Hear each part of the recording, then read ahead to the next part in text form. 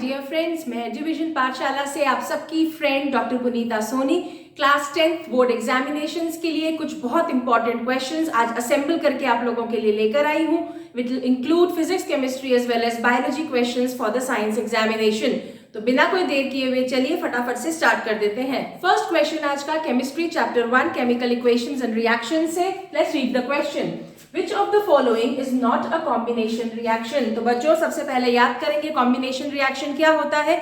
जिस रिएक्शन में दो चीजें मिलकर कोई नया प्रोडक्ट या नया सब्सटेंस बनाती है। आइए इन चारों ऑप्शंस को देखें और जानें कि इनमें कौन सा रिएक्शन ऐसा है जिसमें कोई नया प्रोडक्ट नहीं बन रहा।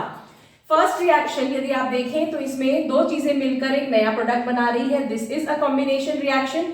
सेकेंड में देखें तो भी same, this is a combination reaction. And out of these two I think fourth वाले को देखकर बहुत क्लियरली एविडेंट है कि दो चीजें मिलकर नया प्रोडक्ट बना रही है।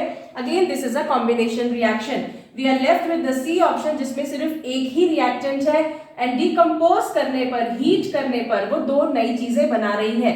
So this is not a combination reaction, in fact this is a decomposition reaction. तो इस क्वेश्चन में हमारा आंसर हो गया सी।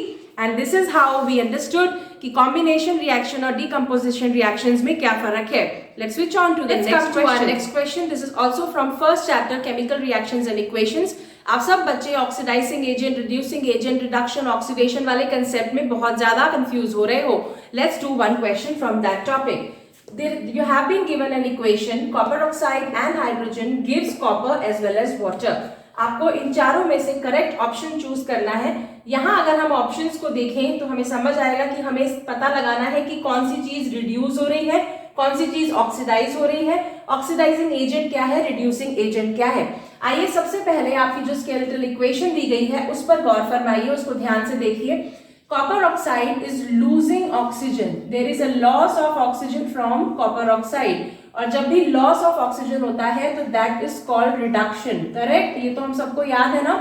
तो loss of oxygen is reduction and gain of oxygen is called oxidation. तो यहाँ पर रिड्यूस क्या हो रहा है, यहाँ पर कॉपर ऑक्साइड रिड्यूस हो रहा है। तो पहले चारों ऑप्शंस में से देख लीजिए कॉपर ऑक्साइड रिड्यूस किस किस में हो रहा है।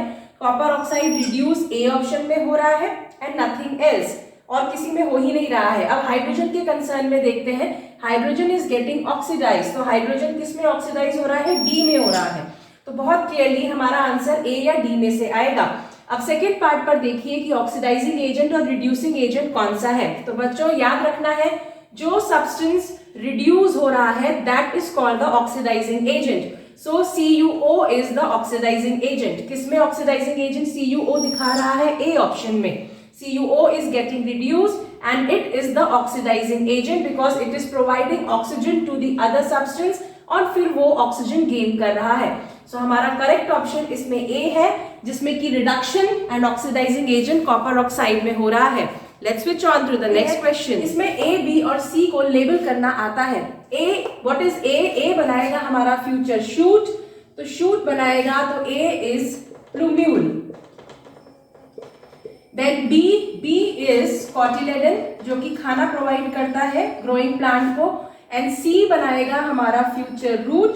सो C is the radicle part. R is for root and R is for radicle. इस तरीके से इसको याद कर लेंगे।